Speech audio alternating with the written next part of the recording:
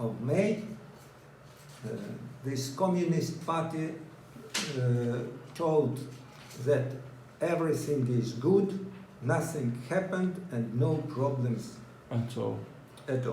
After that, we were called to the special departments which have been controlled the people.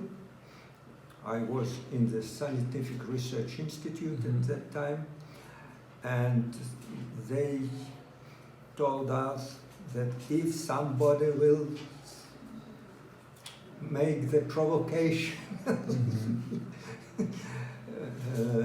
non-true information about the Chernobyl station, you will be punished. The 5th of May, there was Monday, as far as I remember. My friends from Moscow Institute, which controls the nuclear power stations from the medical point of view, come to Kiev. At the end of the day, they told that these counters have already fixed 5 bar. 5 bar, it's the dose of the 1 year for radiation staff in the radiation radiology department. Okay. So they told that they are going back, and you are dead, farewell. Then, as far as I recollect, about 11 or 12th May, my vice director picked me up in the street and come and told that you will sign the permission to the high places. About 10 days later, somewhere 25, 27, I spent 6 hours at the station to see where I am signing the permission for them. So you came close to the station? I was at the station. Shit. I was at the station. With everything open in the air? Yes. Oh man. With everything open and there. Actually, after that, so I have signed, I do not know now exactly because these data are closed till today. But I have signed, I suppose, imagine about 60% I was signing every day.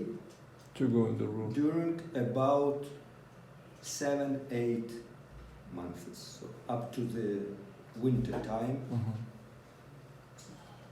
Maybe several thousand of persons.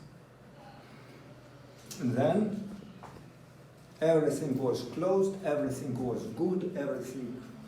And somewhere in the 88, the people who were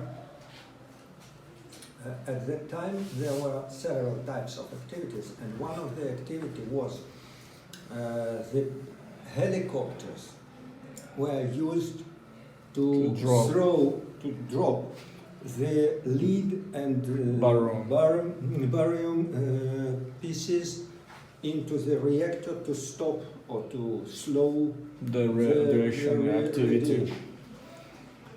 And they were in the hospital, which was specialized for the cleanuppers. And they made the revolution in the hospital. They organized the strike. It was absolutely impossible, but at that time was Gorbachev. And Gorbachev played democracy, and they started to speak about this.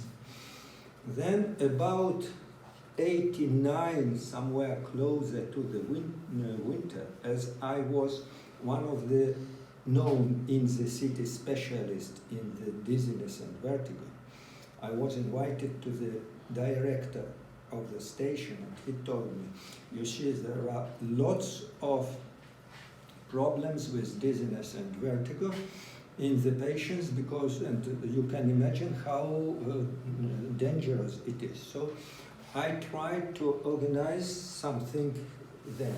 They have paid something, but they have paid, let us say, about $1,000 in local currency. There was no possibility to even to find the books, what's to be done with this, and nobody knew this. So at 1990, I was invited to Würzburg at the conference. And, let us say, non-officially, but unofficially, we have spoken with this professor who had invited me. It was Professor Clausen. From Würzburg University.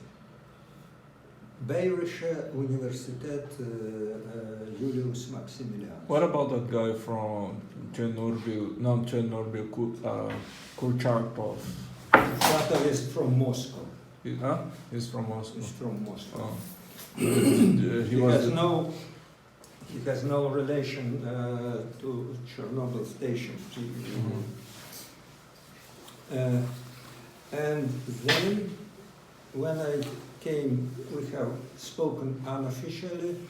Then he has organized me the grant from the state of Germany, and 3 months I have spent in Germany, and they then prolonged my stay. I've been in Germany officially about 3 years, and let us say I was in a very tight contact till 2006. And we were monitoring the late consequences of the Chernobyl. Okay, but now I have to speak about stations, sanitary stations.